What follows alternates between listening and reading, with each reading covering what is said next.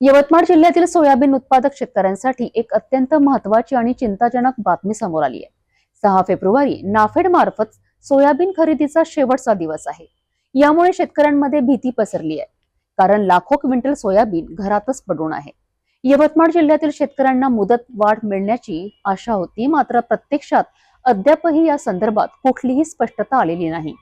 चला पाहूया या घडामोडीचा तपशील। यवतमाळ जिल्ह्यात 6 फेब्रुवारी नाफेड मार्फत सोयाबीन खरेदीचा शेवटचा दिवस आहे, परंतु अद्याप यवतमाळच्या शेतकऱ्यांना मुदत वाढ मिळालेली नाही।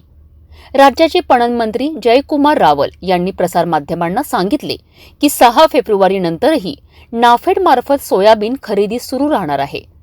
तथापि प्रत्यक्षात नाफेडच्या कर्मचाऱ्यांना या संदर्भात कोणतेही आदेश आलेले नाहीत, ज्यामुळे शेतकऱ्यांमध्ये संभ्रम निर्माण झालेला आहे।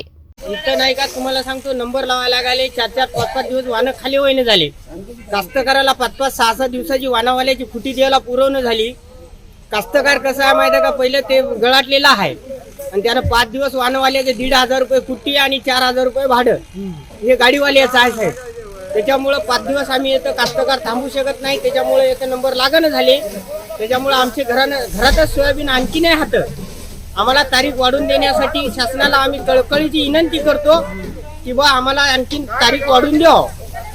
यवतमाळ जिल्ह्यात 22 केंद्रांवर 42,000 शेतकऱ्यांनी नोंदणी केली आहे। त्यापैकी 39,000 शेतकऱ्यांचा माल नाफेडने खरेदी केला आहे। शेतकऱ्यांचा प्रश्न आहे की जर मुदत वाढ दिली गेली नाही तर त्यांना खूप मोठा आर्थिक फटका बसणार आहे।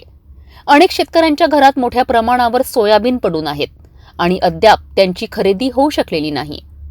शेतकऱ्यांकडून मुदतवाढ मिळवण्यासाठी प्रयत्न सुरू आहेत, परंतु अद्याप सरकारच्या वतीने कोणतेही अधिकृत आदेश प्राप्त झालेले नाहीत। आपल्याकडे सुमारे 22 केंद्र नाफेडचे जिल्ह्यामध्ये कार्यरत आहे। त्याच्यामध्ये मार्केटिंग फेडरेशनचे 8, LCMFचे 7 आणि बाकी केंद्र जे आहेत ते प्रायव्हेट केंद्र आहेत नाफेडचे। त्याच्यामध्ये एक साधारणतः 42,000 शेतकऱ्यांनी सुमारे नोंदणी केलेली आहे। त्यापैकी 29,000 शेतकऱ्यांचा आतापर्यंत आपण माल नाफेडने खरेदी केलेला आहे। साधारणतः 5,68,000 क्विंटल माल आतापर्यंत खरेदी झालेला आहे। यापैकी आता 3,383 शेतकरी अद्याप असे शिल्लक आहे ज्यांना आपण अद्याप मेसेज सोडलेले नाही।